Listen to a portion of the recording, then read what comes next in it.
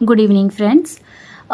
तर भरपूर लोकांचे मला DM येत होते की मॅडम तुम्ही मराठीमध्ये व्हिडिओ का बनवत नाही.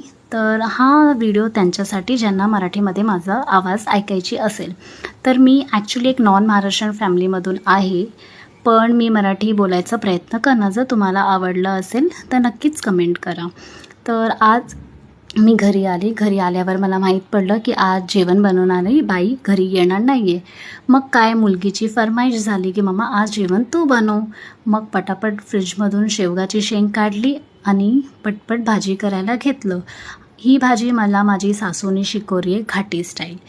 तर वाटण केलं, टाकलं कढाईमध्ये आणि परतायला घेतलं. आणि त्याच्यानंतर काय आपलं मराठी जेवण आहे, आम्ही घाटावरचे आहे. तर घाटावरची माणसं शेंगदाण्याचं कूटशिवाय तर जेवण खाणार नाही. भाजी मला शेंगदाण्याचा कूट लागतो.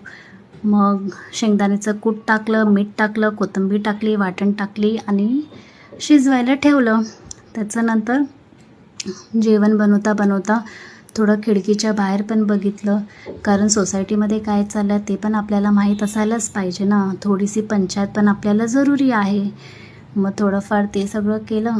त्याच्यानंतर मग भाकरी करायला घेतलं. ही जी भाकरी आहे मला पहिली येत नव्हती. त्याच्यानंतर हळूहळू माझी एक फ्रेंड होती, त्यांनी शिकवली मला जास्त काय असं गोल करायला येत नाही, पण मी ट्राय करते. भाकरी करता माझी मुलगी आली आणि ती माझ्यावरती हसायला लागली की मम्मी आज तू व्लॉगिंगसाठी तू भाकरी करायला घेतलं आहे. पण ठीक आहे, कधी कधी चालतं. तर तुम्ही माझी भाकरी बघू शकता. ॲक्च्युली सवय नाही मोडलेली आहे, नाहीतर मी खूप चांगली भाकरी करू शकते. दळण बरोबर दिलं नव्हतं म्हणून ती फाटत होती मध्ये. पण जसं तसं माझी भाकरी झाली. एक मोठी भाकरी केली नवऱ्यासाठी आणि दुसरी एक छोटी भाकरी केली धामटी माझी मुलगीसाठी. तिच्यासाठी पण एक भाकरी केली. ती हसत होती माझ्यावरती, पण ठीक आहे, चालेल.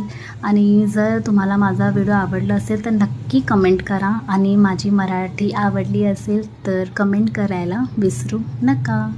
ओके, तर आपण भेटूया नेक्स्ट व्लॉगला. Good bye.